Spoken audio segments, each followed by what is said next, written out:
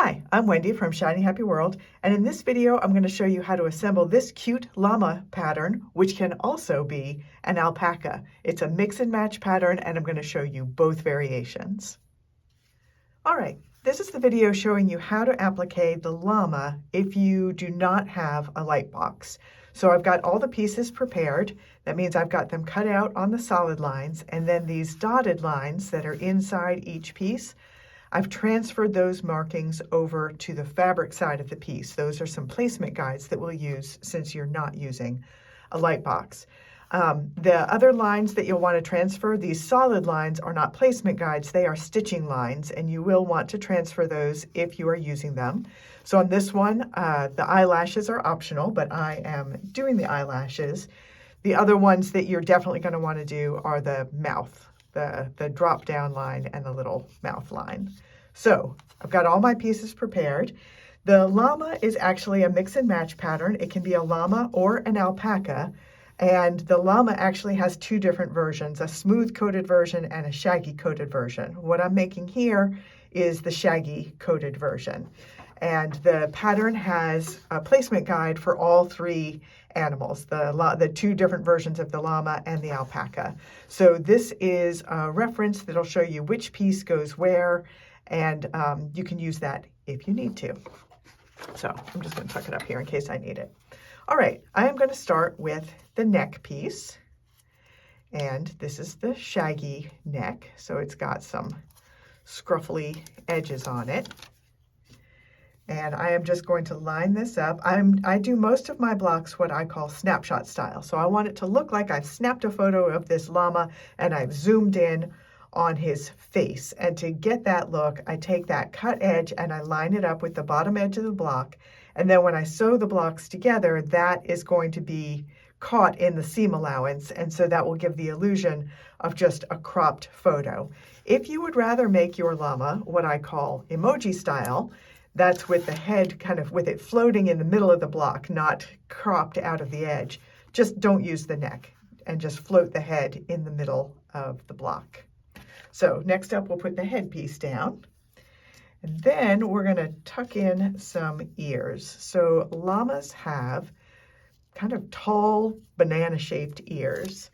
Alpacas look a lot like llamas, but their ears are a different shape. They have little pointy, almost like cat ears, but these llamas have great big banana ears.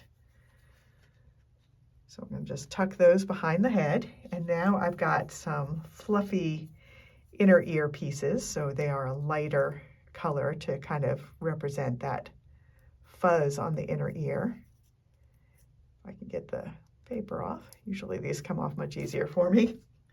All right, now we are just going to tuck that over the outer ear and just cover up those chalk lines that I transferred. Do the same thing with the other ear. All right, so now he has his ears.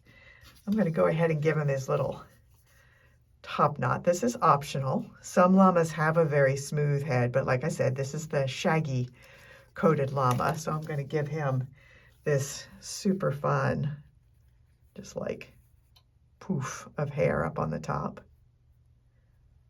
See, I think I want that to, there we go. And now he has a little muzzle.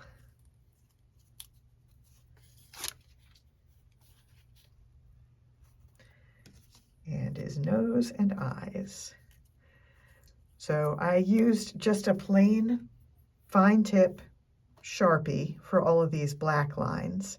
Usually I don't use the Sharpie for placement lines, like where the nose and the eyes go, but I'll use it for the nose and the eyes because those are just black, solid black fabric, and those lines won't show through. Normally I use the lightest thing I can that still shows up on the fabric. So a white chalk is my first choice, and then a pencil is my second choice. I just don't ever want to risk those showing through the applique piece. All right, so there is our shaggy llama. You know, I think I'm going to move these ears down just a little bit more.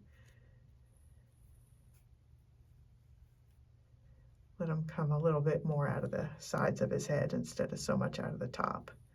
Yeah, that's better. Let me turn this a little bit.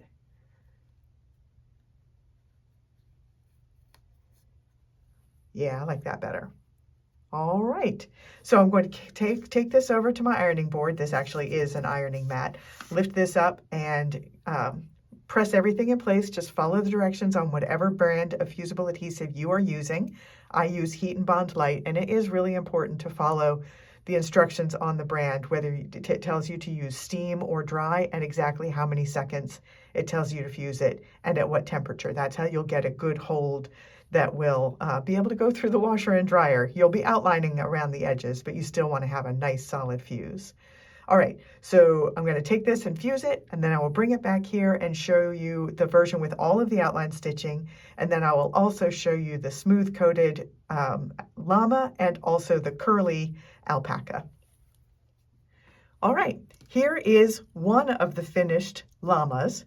So this is the one that is a shaggier coated llama. So he's got a shaggy neck, and he also has this little poof of hair up between his banana-shaped llama ears. But I also did a more smooth coated llama. Here is the smoother coat. So he has a straight-sided neck instead of the shaggy neck, and he does not have the little poof of hair there. But I wanted to also show you an alpaca that I made. So alpacas have much smaller ears than llamas, and they are little pointy, almost like cat-looking ears. And most alpacas, not all of them, but most alpacas have curly fur. So I've given him a curly coat, both for his head and for his neck.